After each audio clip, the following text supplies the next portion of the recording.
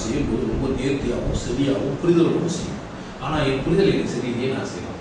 இங்கே தான் நான் சொல்கிறேன், பிரார்த்தனை அப்படின்னு நீங்கள் நினச்சிங்கன்னா, வேண்டுதல் அப்படின்னு உண்டு அப்படின்னு சொன்னால், இறைவனத்தில் நீங்கள் கேட்க வேண்டியதெல்லாம் எனக்கு சரியான புரிதலை கொடுக்கும்.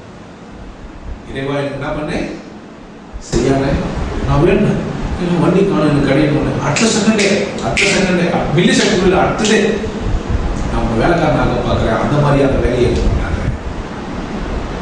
அடுத்த செகண்டே நான் யோசிக்கிறேன், உன்னை நான் வேலைக்காரனாக பார்க்குறேனே, அவன் அதுக்காக தான் என்ன பண்ணுறான் பாரு, அவனை வேலைக்காரனாக பார்க்குறேன். அந்த வேலையை முடியாது, எதுவாக இருந்தாலும் சமாளிக்க திறமையா கால் நான் உடனே என்ன பண்ணேன், அவங்க காலையில் நடந்த மறுநாள் காலையில் மறுநாள் என் காலில் நான் வந்து கூப்பிட்டுனேன். என் கால் என்னால் இழக்கப்பட முடியலையே, இழக்கலையே நான், என் கால் இருக்கிறது தானே. கடவுள் கொடுத்தது கால் தான், பைக் கிடையாது. ஆனால் எனக்கு கடவுள் காலை பிடிக்காது இல்லையே. நான் கொண்டு வந்த ஒரு பொருள் திருப்பி வாங்க முடிஞ்ச ஒரு பொருள் தானே, இதுக்கெல்லாம் நான் கடவுள் கொடுக்குறது நியாயமா? இப்போ கடவுள் வந்து நான் நன்றி சொல்றதுக்கு பயன்படுத்திக்கலாமா, என்ன வேலைக்காரனா ஆகிக்கலாமா? ஒரு சூழ்நிலை உங்களை என்னவா ஆக்குதுன்னா கைதிகளாக குற்றவாளிகளாக மாற்றுது. உங்கள் சூழ்நிலை உங்களை என்னவா ஆக்குது, குற்றவாளிகளாகவும் கைதிகளாகவும் தவறானவர்களாகவும் திருடர்களாகவும் மாற்றுது. நீங்கள் உங்கள் கர்மத்தை கொண்டு உங்கள் சூழ்நிலைகளை அணுகும்போது உங்கள் புரிதலோடு இருக்கிறார். அதுக்கு தான் சொன்னால் தானத்திலே சொல்றது, இது அவங்க பாவங்கள் எல்லாம் கழியணும்னா நீங்கள் யாருக்கு தானம் பண்ணுறதுனால உங்கள் பாவம் கொஞ்சம் கூட கழியாது. நிதானத்தோடு இருக்கிறார் தான் கழியும். யாரெல்லாம் சொல்லி போடலாம், நீ உன் பாவத்தெல்லாம் அன்னதானம் பண்ணி கொடுத்துருவோம், நீ சொத்தெல்லாம் எடுத்து போய் பங்குட்டு பிரித்து கொடுத்துரு, நீ எப்படி இருந்தாலும் கொடுத்தாலும் உன் புத்தி வேற மாதிரி தான் செய்யும். என்ன பண்ணிடுறாரு, ஒரு சமையல் ஒருத்தன் போய் நான் என் பாவத்தெல்லாம் தீர்த்துக்கணும், நான் என்ன செய்யுது, என்ன எவ்வளோ இது நேசனார்கிட்ட படக்கூடியதெல்லாம் சொல்லிடுறேன். ஒரு நான் எல்லாத்தையும் பண்ணிட்டேன், அப்புறம் எல்லாத்தையும் விட்டு உன் சொத்தெல்லாம் கொடுத்தாரு, எல்லாத்தையும் அதெல்லாம் கொடுத்துட்டேன், அப்புறம் நீ இருக்க மறந்துருந்தாரு, அதுவும் செய்ய முடியுமான ஒரு சில இடத்துல ஒன்றே முடியாது. உன் பங்களா வித்துருந்தான், உன் பங்களாவை தர்மம் பண்ணிட்டு இருந்தான். பங்களா தர்மம் பண்ணால் உன் பாவம் தீர்த்து போனால் அந்த பங்களா விட்டுறாங்க.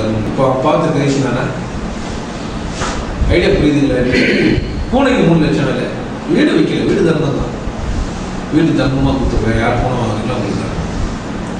அதை எடுத்து வந்து எது மேலே வச்சாங்க, அதாவது கண் மறந்த தாயை பார்க்கணும். கனிமொழியில் ஒரு புலப்பட்டில் ஒருத்தனுக்கு அம்மா சேர்த்து கொடுத்தா கடவுள்கிட்ட வரவங்க இருக்கணும். எனக்கு வந்து ஒரு குழந்தை ஓணும், அந்த குழந்தை எங்கள் அம்மா சொல்லி விட்டணும். அந்த இடத்துல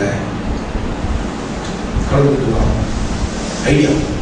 ஒரு சிங்கிள் ஷாட் எல்லாம் முடிஞ்சதுல அம்மா பேரா வந்துடுறா, புள்ள பிறந்தது வசதியாக இருக்காது, இங்கே தங்க கிணத்துல சோறு விட்டு இப்படி ஒரு வாரம் போடுது. ஐடியாவில் செத்து போன அம்மா பசராம வெட்டுறான வீட்டு முடியாது, அம்மா தான் ஒன்று வர கிடைக்காது.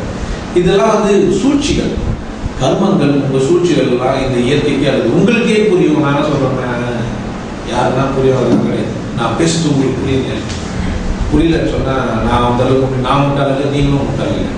எனக்கு அதை நம்பிக்கை இருக்குது. இதுக்கு தாண்டி உங்களுக்கு புரியல நான் செய்ய முடியும், வேற என்ன நான் செய்ய முடியும்? அப்போ என்ன பண்ண வேண்டியது தானே, உங்கள் கர்மா அவ்வளோதான், என் கர்மா அவ்வளோதான். நான் பேசுறது நான் நிறுத்திக்கலாமா? இப்போ நான் சொல்கிறேன் எவ்வளோ தப்பாக பேசுகிறேன், அதெல்லாம் சரியாக செய்யறேன். இப்போ இது சரியா தப்பா நான் சொல்கிறது? ஒருத்தர் பின்னாடி போகலாமா வேணாமா போகலாமா? புரிதல் உங்கள் புரிதலை சரி பண்ணிக்கணும்னு நான் சொல்கிறேன், பண்ணாமல் பண்ணக்கூடாது.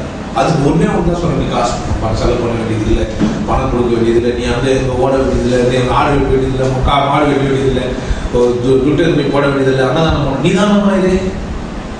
நான் சொல்கிறத யோசிச்சுக்கோ, கடவுள் ஒன்று தான், இதில் மாட்டுக்கிறது யாரா இருக்குமா? இல்லை அப்படின்னாக்கா தப்பு இருக்குது, கடவுள் இருக்குது.